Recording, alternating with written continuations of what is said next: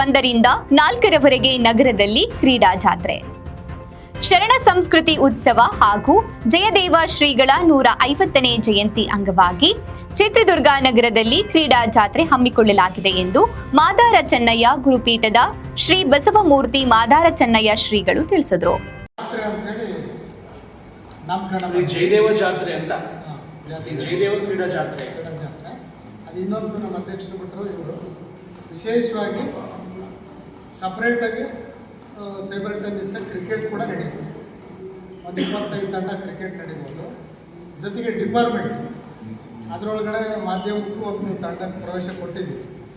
ಮಾಧ್ಯಮ ತಂಡದವರಿಗೆ ಉಚಿತ ಪ್ರವೇಶ, ಎಲ್ಲರಿಗೂ ಫೀಸ್ ಮಾಡಿದ್ವಿ. ಸ್ವಲ್ಪ ಕ್ರಿಕೆಟ್ನಲ್ಲಿ ಮಾತ್ರ ಇನ್ಯಾರಿಗೂ ಎಲ್ಲ ನಾವೇ ಕೊಡ್ತೀವಿ.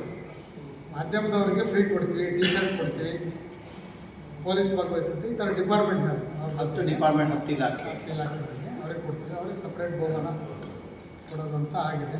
ಅದು JMT ಕ್ಯಾಂಪಸ್ನಲ್ಲಿ ಅದನ್ನ ಮಾಧ್ಯಮದವರು ಕ್ರಿಕೆಟ್ ಪಂದ್ಯ 5,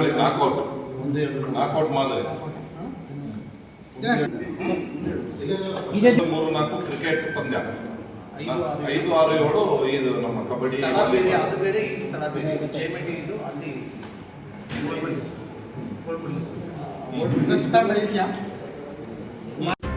ಚಿತ್ರದುರ್ಗದಲ್ಲಿ ಪತ್ರಿಕಾಗೋಷ್ಠಿಯಲ್ಲಿ ಮಾತನಾಡಿದರು.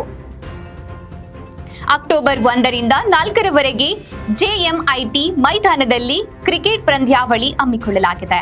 ಇದರಲ್ಲಿ 10 ತಂಡಗಳು ಭಾಗವಹಿಸಲಿವೆ. ವಿಜೇತರಿಗೆ ನಗದು ಬಹುಮಾನ ಜೊತೆಗೆ ಟ್ರೋಫಿ ನೀಡಲಾಗುವುದು ಎಂದರು.